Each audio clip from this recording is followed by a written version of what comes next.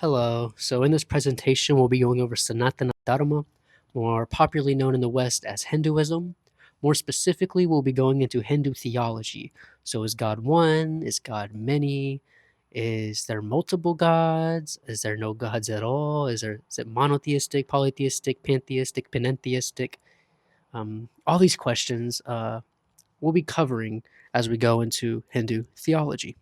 So let's first have a brief introduction into Hinduism. Hinduism is a very broad term. It's actually an umbrella term for various religious traditions that all spring forth from the Vedas.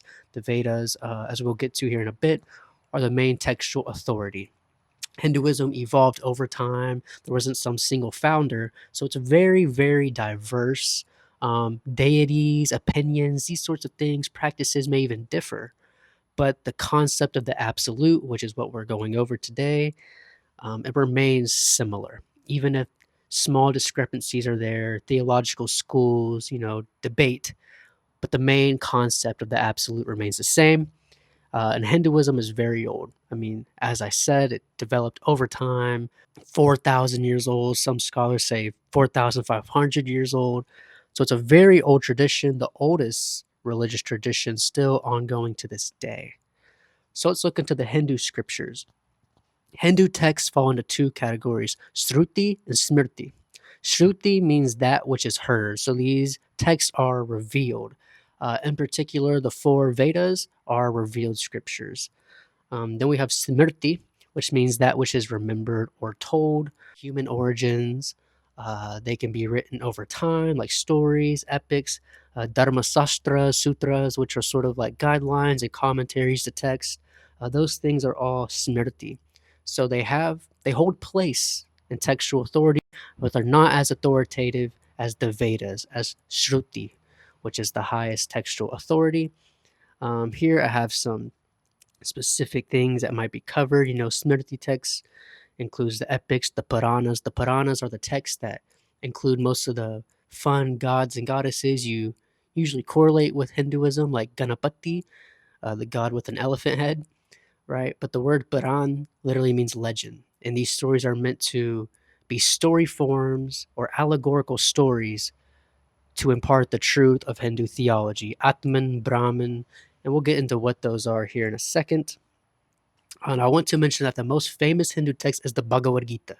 So the Bhagavad Gita is actually a small portion of the Mahabharata, uh, one of the main epics in Hindu scripture, along with the Ramayana. But I do want to mention that as the most famous Hindu text, and it holds authority just like the Vedas for many of the commentarial traditions and founders and theological and philosophical founders of the various schools of Hinduism. They all mention the Bhagavad Gita just as they would the Upanishads or the Vedic texts. Vedanta is a certain school of Hindu philosophy. It's an orthodox Hindu philosophy. It's based upon the Upanishads. The Upanishads are a group of texts found at the end of each Veda. So there's four Vedas, and towards the end of the Vedas, you have the Upanishads. Vedanta focuses exclusively on the theology and the philosophy coming from the Upanishads. Vedanta literally means the end of the Vedas or the culmination of the Vedas. So not just so much in placement, but in the culminating thought, the finalization, the epitome of the Vedas. So Vedanta has three major schools of thought, although there's also more. The main schools are Advaita Vedanta or non-dual Vedanta, Dvaita Vedanta or dual Vedanta, and Vishishta Advaita Vedanta, a qualified non-dualism. So now let's dive into what actually is the divine. I have a verse here from the Mundaka Upanishad. Brahman is bright formlessness, all-pervading, existing within and without, unborn, without prana, without mind, pure and beyond the unmanifested, which is beyond all. So what is this Brahman? Brahman is meant to be the supreme reality, the supreme Godhead in Hindu theology. So Brahman was before the universe existed, it exists during the universe, and it will be the end of the universe. It always will be. It is unchanging, undefiled, untainted. It has several qualities and several aspects. One of those aspects is the Atman. So think of Brahman like a huge ocean of water. And if you take one drop of water, that is the Atman. So all living beings have a drop of Brahman, have a drop of God, the Supreme Godhead, have a drop of the Spirit of God in every one of us. That is the Atman. It gives us consciousness, it gives us awareness, and so on. So once again, Brahman is like a huge, vast ocean, and a drop of water from that ocean is the Atman. So these are really the same thing. The water does not differ at all. It is just different aspects. So within every living being you see, God dwells within them as the Atman, from a bug to a human, and so forth. No matter your class, no matter your race, even religion, uh, Hindu theology says that there is the one supreme ultimate Godhead, the supreme reality, and that reality manifests in all beings as the Atman. So, what is the difference between the personal soul then and that supreme soul, which is no other than God, which dwells in all beings? So, this is the difference between the Jiva Atma and the Paramatma. Jiva means the individual soul. So it's your individual soul with all your temperaments, your conditions, your uh, ways of thinking, your past deeds. This is the Jiva Atma. And then you have the Paramatma. Para means supreme. So you also have words like Para Brahma, the supreme Brahman, the supreme reality, the supreme Godhead. And in this case, we have the Paramatma, or the supreme soul, the supreme spirit. So not just the Jiva Atma, but you also have the Paramatma, meaning the Spirit of God, like a drop of that Supreme Brahman, dwells in every one of us, dwells in every being. The whole goal of the Hindu path is to find the Paramatma, is to find the Supreme Spirit within yourself, which is really no other than God. But that is not to say the Jiva Atma is God or Brahman. Why? Because the Jiva Atman is tainted, it is defiled, it has vasanas, past tendencies, many deeply rooted samskaras, or habitual tendencies, good deeds, bad deeds weigh upon it. So the person, the individual, the ego bearer, the Jiva Atma, this is not one with the Supreme Brahman in nature. But the Paramatma is one with Brahman, because it is just a drop of Brahman, and it is pure consciousness. This gets us into what is Satchit Ananda. Sat means existence, pure existence. So the body exists because of something else, right? Nutrition, um, little things like trees, clouds. If you take these away, the body cannot persist. It depends upon things for its existence. It is not existing in and of itself, and it didn't come into the world in and of itself. You had to have a mom and a dad, and so on and so forth. The mind is the same way. All these ideas that you've learned, they come into your mind, but if those ideas did not exist in the first place, right, the mind would not have thought them. All these concepts you read, uh, even things, little things you think about, as for example, right now I'm speaking about Hindu theology and you're thinking about Hindu theology. Now, if Hinduism didn't even exist, you would not be thinking of all this right now. The mind does not exist on its own, it is dependently existing, right? But the Paramatma, Brahman, these are self existing. The world isn't self existing. The body isn't self existing. The mind isn't self existing. It depends upon many different conditions to arise and subside. But the Atman, the Paramatma, the Supreme Atman, which is no other than Brahman, that exists on its own. It is pure existence. Things go, they exist, then they perish, they don't exist. But Brahman, it is always existing purely, always. So that is Sat. What is Chit? Chit can mean knowledge, awareness, consciousness, depends how you want to translate it. Let's use awareness for this sake. So we are aware of many things. We're aware of the world, we're aware of the body, we're aware even of our own mind, even if it doesn't seem like it. We get caught in the thoughts. But we are aware of all these changing thoughts. We are aware of all the changes in the body and the world. But the awareness itself does not change, right? So this is the quality of the Paramatma. Not only is it Sat, purely existing, but it is purely aware. It isn't tainted by the things that come upon the awareness, and it is awareness itself. Now, what is Ananda? Ananda means bliss. So the nature of Brahman, of God, is pure bliss, Ananda. This is not bliss that the world gives you. It is not pleasure that the senses give you, but it is pure bliss in itself. That is the very nature of the Paramatma, is bliss. So Sat Chit Ananda, existence, awareness, bliss. These are the qualities of the Atman and of Brahman. So is God personal or impersonal? What it sounds like right now, awareness, without mind, pure, beyond the unmanifest. This seems quite impersonal, like an impersonal underlying reality. Sure, the scriptures entail that there are two modes or aspects of Brahman, Nirguna Brahman and Saguna Brahman. Nirguna means impersonal. So you have the impersonal Brahman, the absolute Godhead, which is the unmanifested awareness, the purely existing reality. But Saguna means personal, so the personal Brahman. When this pure reality comes in contact with matter and with changing things, it takes up the form of what is usually called Bhagavan or Ishvara, which are ways to call upon God like Lord or my God. So Brahman becomes very personal. Brahman can interact with the world, interact with beings, help guide them, purify them. He can be called upon.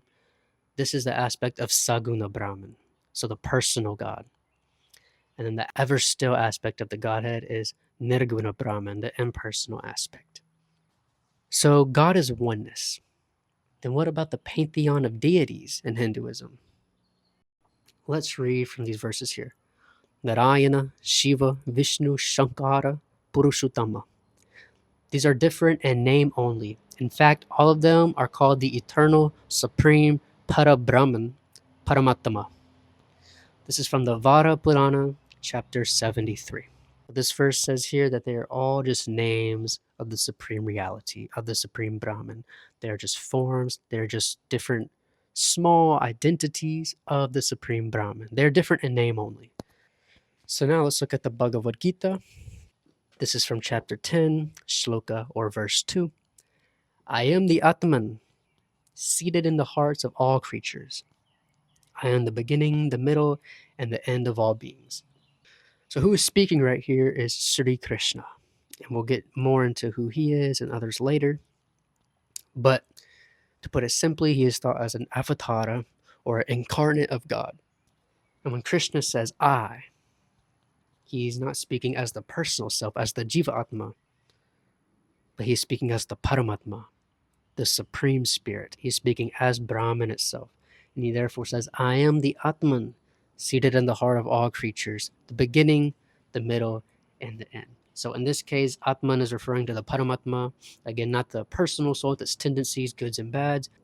So the whole goal in Hinduism is to realize the Atman, is to see for yourself the illusion of worldly pleasure, to see the illusion of the ego, the Jiva Atman, the personal individual soul, will dissolve into the Supreme Spirit and therefore realize union with God, this everlasting bliss with God. So to do that, let's look at Bhagavad Gita, chapter 4, shloka 10.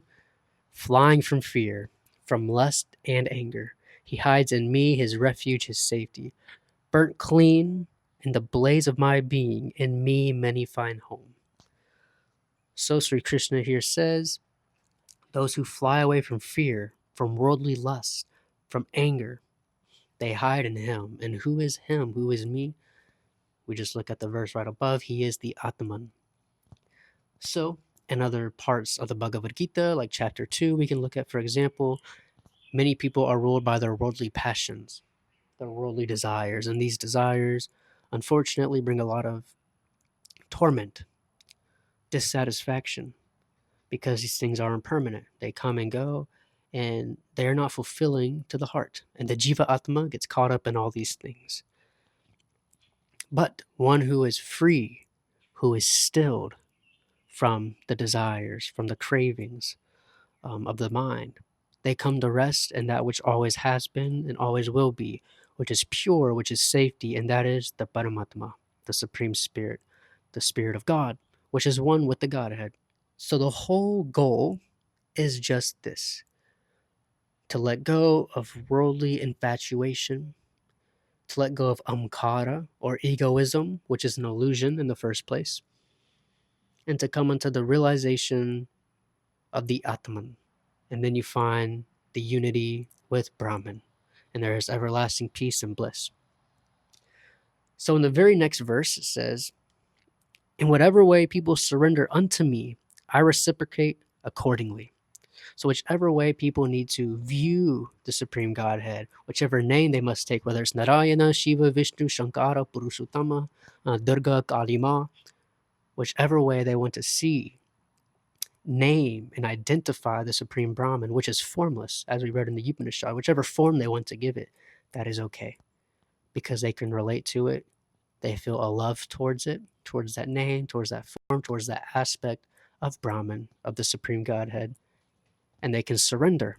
They surrender their lusts, their anger, their fear, their passions, their cravings, their egoism, and therefore they come into the bliss of the Atman, of the Spirit. In whichever way people need to do that, God reciprocates accordingly, according to the Bhagavad Gita.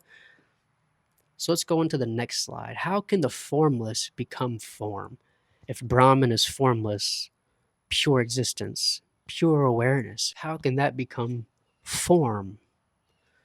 So let's read from Sri Ramakrishna Paramahamsa, one of the most, if not the most, influential Hindu mystic and sage in recent times. This is from the Sri Ramakrishna Katamrita, or in English, the Gospel of Sri Ramakrishna. The water of the great ocean in cold regions freezes into blocks of ice. Similarly, through the cooling influences of divine love, or bhakti, Sat Chit Ananda assumes forms for the sake of the devotees. The sages had the vision of the spirit, but devotees acquire a love body, and with its help they see the spirit form of the Absolute. It is also said in the Vedas that Brahman is beyond mind and words. The heat of the sun of knowledge melts the ice-like form of the personal God. On attaining the knowledge of Brahman and communing with it in Nirvikalpa Samadhi, one realizes Brahman, the infinite, without form or shape and beyond mind and words.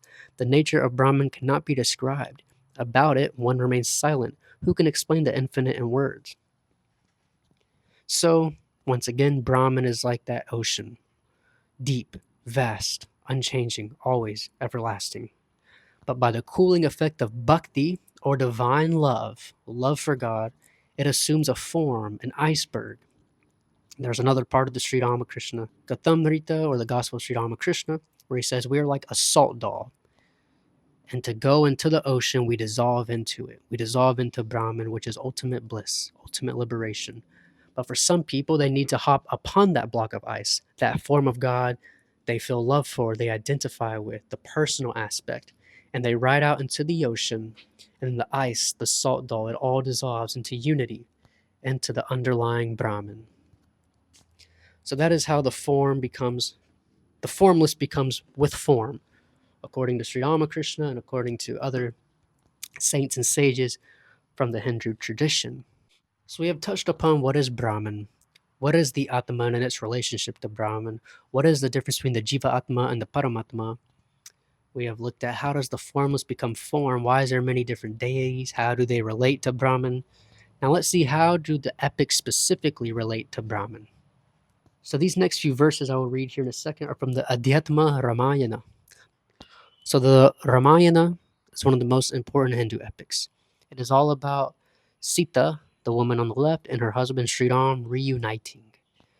There's a long story as to how they got separated, but long story short, Sita gets kidnapped by an evil king named Ravana, and the whole of the epic is all about the trials that come about with Sita trying to reunite with Ram and for them to be together again. So in the epic, in the Adhyatma Ramayana, this is specifically the Ramayana version interpreted through the Vedantic lens. So through the lens of the Upanishads, of the theology of Brahman and Atman, and what this all means. So let's read. Why are you ever in pursuit of bodily enjoyments like the deluded ignorant?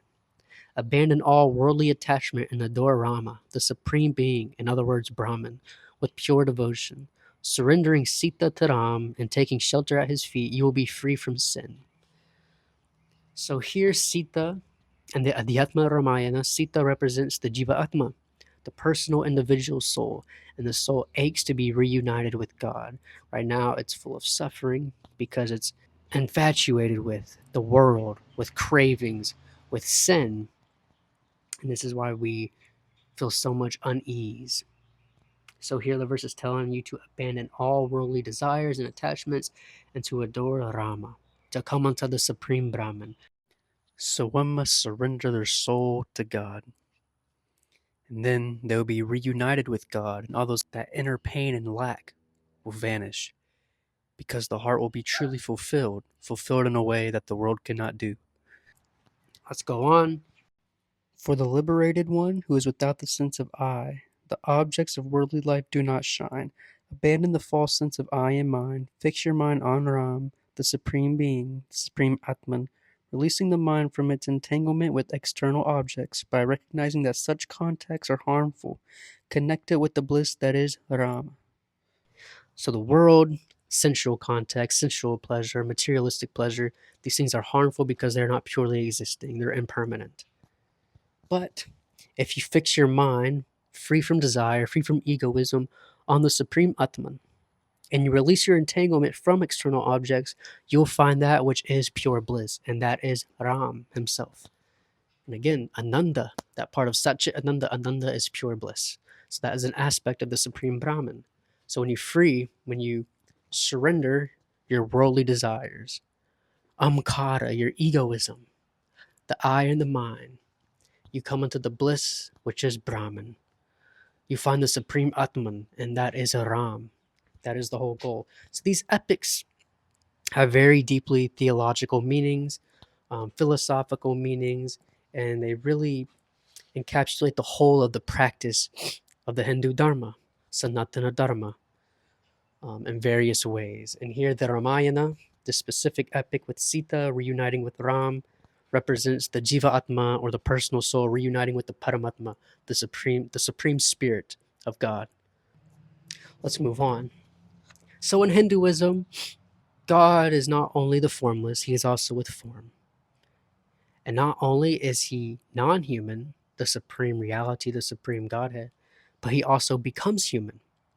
Is the only other religion in the world that believe God incarnates besides Christianity. Although unlike Christianity, there's multiple incarnations of God. So let's delve into this a little deeper. The Supreme Brahman takes on various human forms to restore Dharma, or righteousness, on earth in every age. Let's read. I am the birthless, the deathless, Lord of all that breathes. I seem to be born, but it is only seemingly, only my Maya, or my illusion. I am still the master of my Prakriti. Prakriti meaning matter, the power that makes me. When goodness grows weak, when evil increases, I make myself a body. In every age I come back to deliver the holy and to destroy the sin of the sinner, to establish righteousness. So when wickedness prevails, the Supreme Brahman makes himself a body.